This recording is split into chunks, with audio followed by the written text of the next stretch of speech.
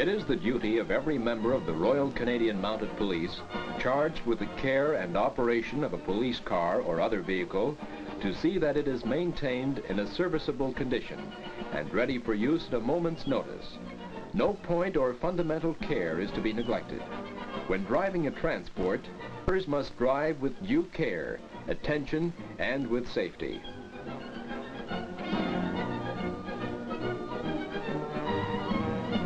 All police transport will be kept properly cleaned inside and out.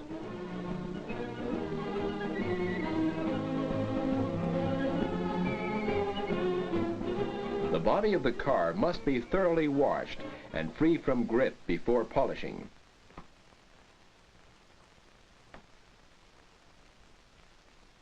Remember, no unauthorized person is allowed to ride in a police car.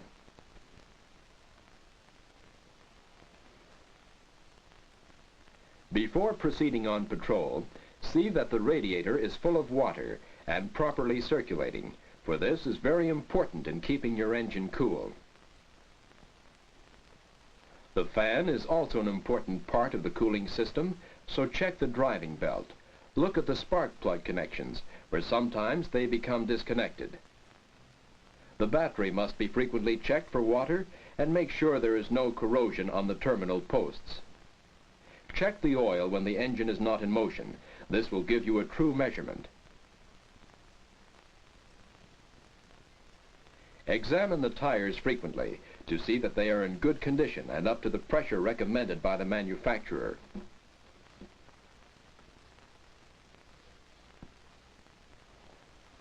Remove loose tools and anything else from inside the car that could be used as a weapon by a prisoner. The trunk is the proper place to keep tools.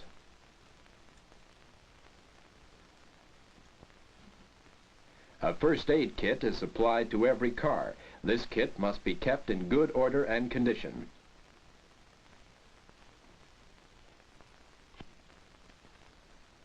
At frequent intervals, test the chemical fire extinguishers installed in police transport and recharge them when necessary. Form 132, carried by all transports, listing tools and equipment charged to the car, should be frequently checked for any discrepancies. All tools and equipment must be kept in a serviceable condition, and a tow rope is often found beneficial. Drivers of transport must always have in their possession a permit to drive as required by the laws of the province in which they are serving. The vehicles, too, must be properly licensed, and license plates must at all times be kept clean. These things do happen, and not always at a convenient time. Never travel even the shortest distance on a flat tire. A screwdriver or similar tool can be used to pry off the hubcap, and the nuts may be slacked off while the wheel is resting on the ground. When the nuts are removed, they should be placed in the hubcap. Before jacking up the car, put on the emergency handbrake and also put the car in gear. This will prevent any movement. As a further precaution, put a wedge under the wheels, then place the jack in position and elevate the car until the wheel is clear of the ground.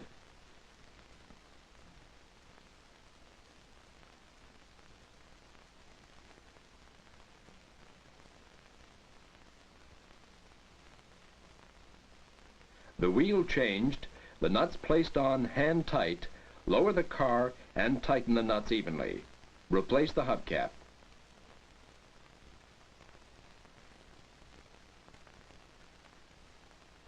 Have the tire repaired as soon as possible. Keep an eye on the gas, oil, temperature, and ammeter to see they are functioning properly. When preparing to drive away, make yourself comfortable in the driver's seat, making sure you can see and reach the controls.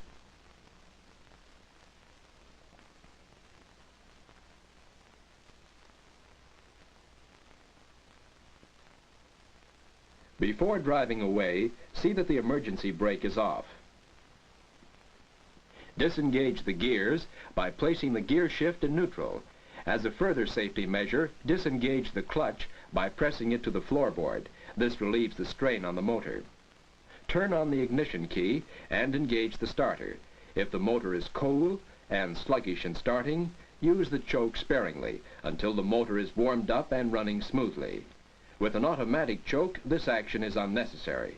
Don't race the motor, especially in cold weather. Allow the oil to thin out and start lubricating. The motor running satisfactorily, ease the clutch and shut off the choke. To drive away, disengage the clutch. Place the gear shift in low. Release the clutch gradually.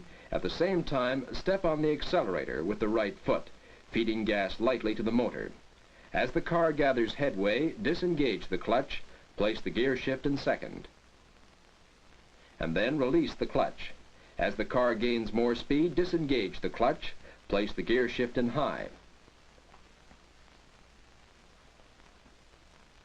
Release the clutch gradually and apply the gas in moderation by pressing down on the accelerator with the right foot.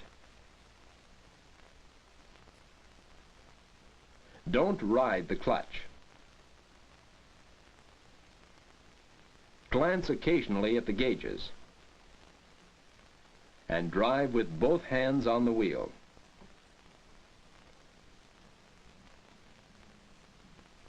Never use a defective car on the highway. It's just asking for trouble. The garage is the proper place for it until the defects have been repaired. The mechanic must be informed of defects believed in need of repair, and drivers will check the servicing in every case and see that manufacturers' recommendations regarding the servicing of their cars are adhered to. The motor of this car had been troublesome, also the steering. The car is jacked up and the wheels tested for side play, which could be caused by worn bushings and kingpins or loose tie rod ends. Perhaps the spindle has become loose, or the bearings have worn in the hub of the wheel. Any one of these defects would cause shimming, that is, bad steering.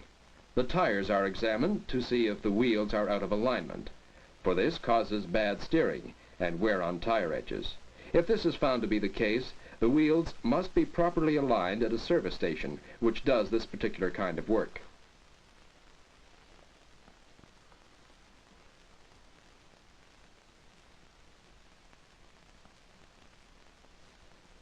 The steering is tried out, and the steering box is examined for grease leakage, which would result in worn gears and poor steering.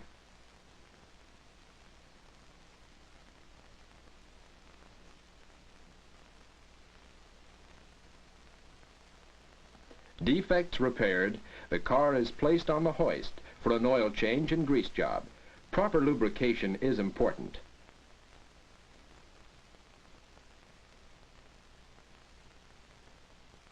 Have the differential checked and a recommended grade of lubricant added if necessary. Also, check the transmission. All grease fittings, shackles, springs, and shock absorbers are to be attended to, and the brakes checked for fluid, the steering box serviced with grease, and the generator and starting motor oiled.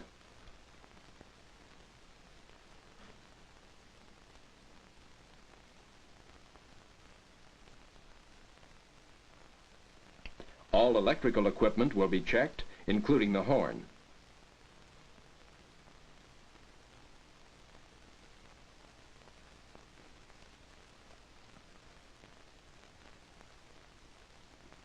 Drivers of transports will check all servicing before leaving a garage and accept only on their satisfaction.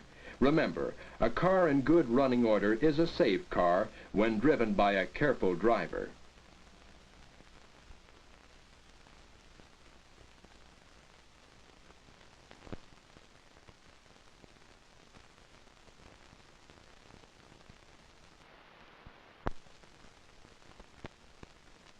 Accidents do not happen. They are caused. Failure to observe road signs or give proper signals, driving too fast under bad weather and traffic conditions, failure to check brakes or lights, lack of courtesy to other highway users, drinking when driving, all these points may involve you in an accident, even cause death. Traffic signs are usually made and posted by the provincial department concerned, in accordance with the highway traffic law of that particular province. In cities, towns, and villages, they also put up traffic signs in accordance with their bylaws governing the traffic by these different legislative bodies, but all traffic signs are put up for the same purpose. That is, to control and regulate traffic and to prevent accidents. Drivers of automobiles must always be alert and cautious, remembering that speed causes many accidents which are often serious. Quick acceleration and powerful brakes are dangerous if misused. For absolute safety, travel at a speed which will enable you to pull up in a distance which gives you time for clear judgment.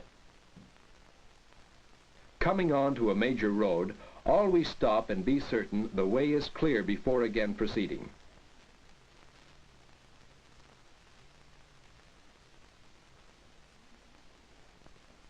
Keep on your correct side of the road, especially where your view is obscured.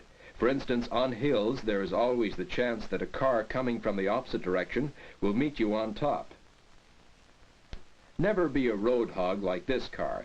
His half of the road is to the right and not on the crown.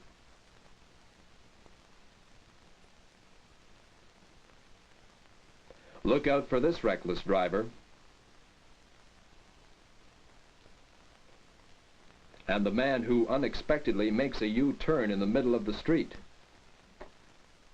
When being overtaken, don't accelerate to establish pride over common sense. Cutting in sharply is a dangerous practice and the cause of many accidents. To take a corner at excessive speed or on the wrong side of the road is like driving blindfolded. Always stop, look, and listen at railway crossings.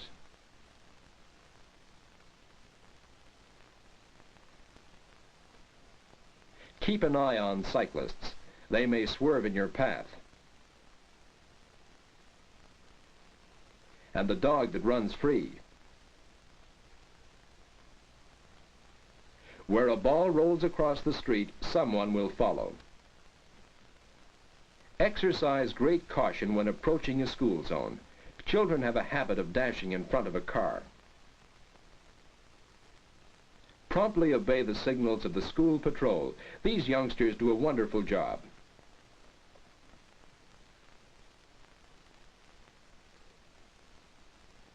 Slow down in built-up areas and watch for the jaywalkers.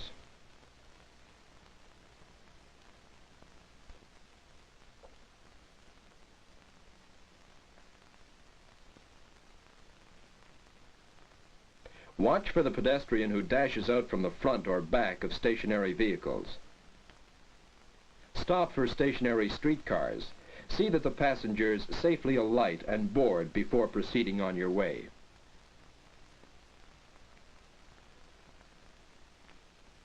Sometimes you meet this type of person. He must read his paper regardless.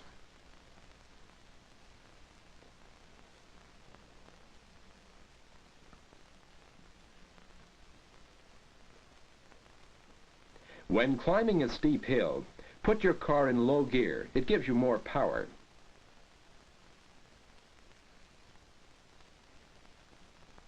When going down a very steep hill, again put your car in low gear. This will give you greater control and is easier on the brakes.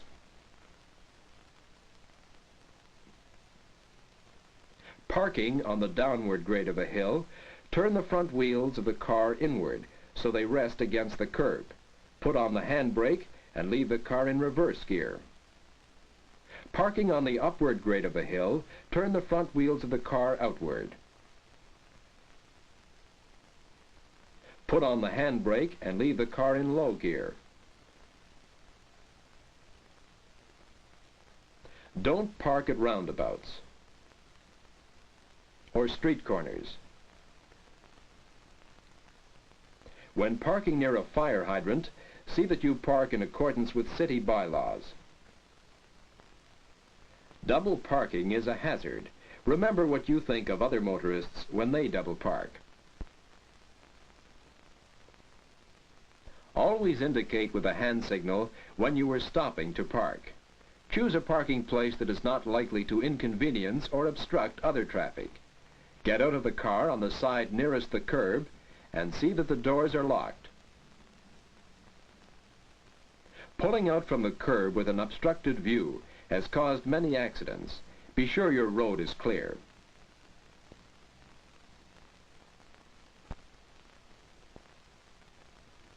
Approaching pedestrian crossings, remember to stop at the white line, not over it. Indicate with a hand signal your next move, which in this case is to the right.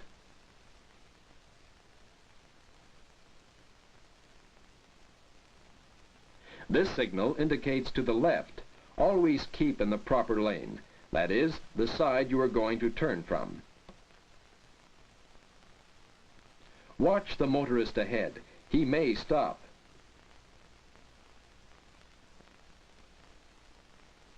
Be sure you have a clear road ahead before attempting to pass vehicles in front of you.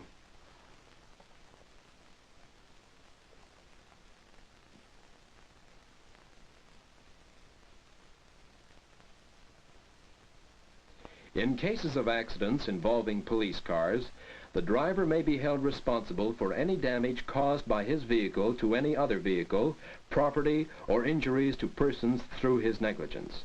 His responsibility does not lessen by the presence of a senior member.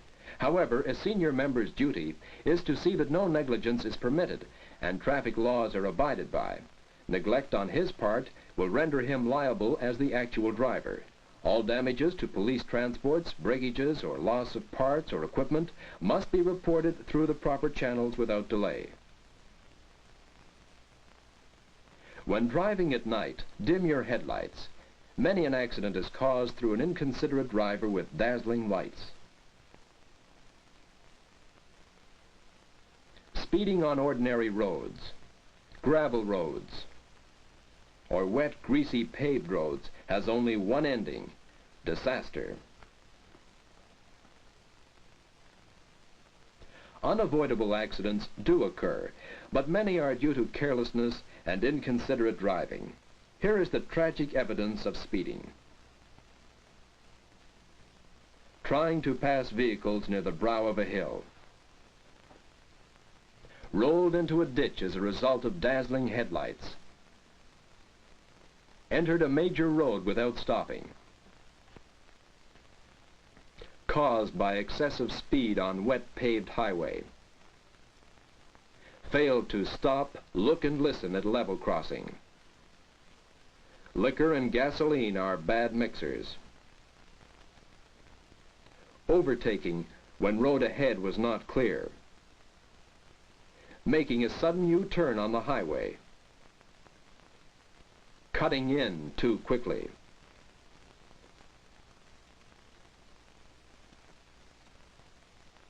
The results of accidents you have just seen are so obvious that further explanation is unnecessary. Remember, it could happen to you.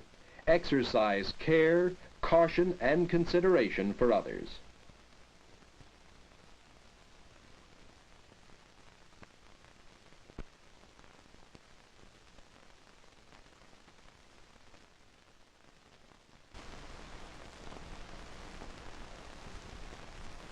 It is important that every policeman should know how to carry out traffic point duty and how to give correct traffic signals. When a pointsman is on duty, all eyes are upon him. All traffic awaits his signals. He must therefore give his signals distinctly and keep traffic moving in a regular manner. The mechanically controlled safety lights are installed at busy intersections and road junctions, their purpose being to control traffic and keep it moving freely and with safety. When any one of these mechanical lights break down, or where a particular problem or increased traffic hazard exists, it is then that the policeman, with a thorough knowledge of traffic control, takes over. Pointsmen will take up their positions in the center of the crossroads, junction, street, or intersection.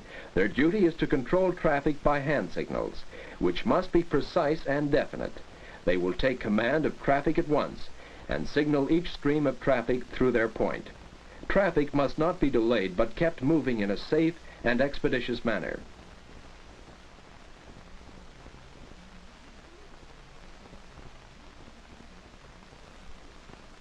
The pointsman has a big responsibility. He is under the constant eye of the public. He must be alert and neat in his appearance. Now, to change the flow of traffic from one direction to another, the pointsman makes the stop signal by extending his left arm, holding the forearm in a perpendicular manner, the right arm extended in a horizontal position, palms of hands facing forward. This signal is held until the traffic is stopped front and rear. Then the pointsman drops his arms and remains standing squarely against the stationary stream of traffic. The lane of moving traffic cleared, he changes his direction, makes the stop signal against moving traffic, then gives the start or come on signal by looking to his right and bringing his right arm up in a circular manner, bending the elbow, his hand coming slightly in front of his face. This will start movement of traffic. If necessary, repeat signal to speed up movement of traffic.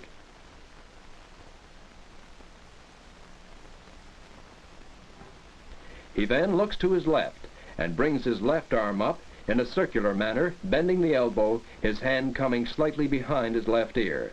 This starts the traffic on his left and moving behind him. Clear, precise signals and alertness keeps the lanes of traffic moving with clockwork precision. Left turns are dangerous, for it means crossing the stream of traffic or entering the lane of traffic. So the pointsman must exercise great care that he stops the main flow before giving the come-ahead signal. That is done by extending one or the other arm horizontally, according to the lane of traffic he is stopping, then beckoning with the other hand. Giving a motorist the go-ahead on a right turn, be cautious of pedestrians in their crossing.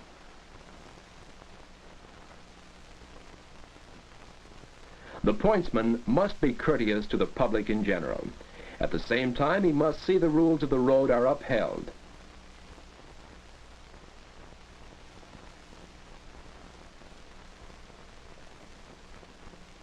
A pointsman may have to hold up both streams of traffic for unusual circumstances.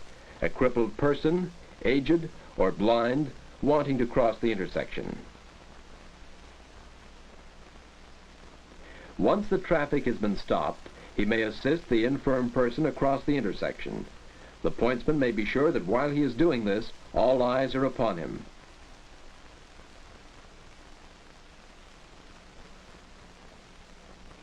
Immediately the person is safely across, the pointsman takes up his position and starts the traffic in motion again.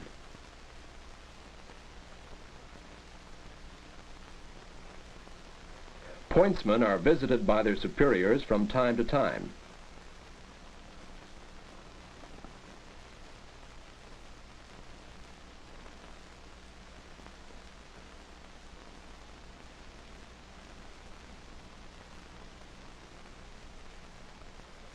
Besides directing traffic, a man on point duty must know his district, where the roads lead to, all important places, and points of interest in the district.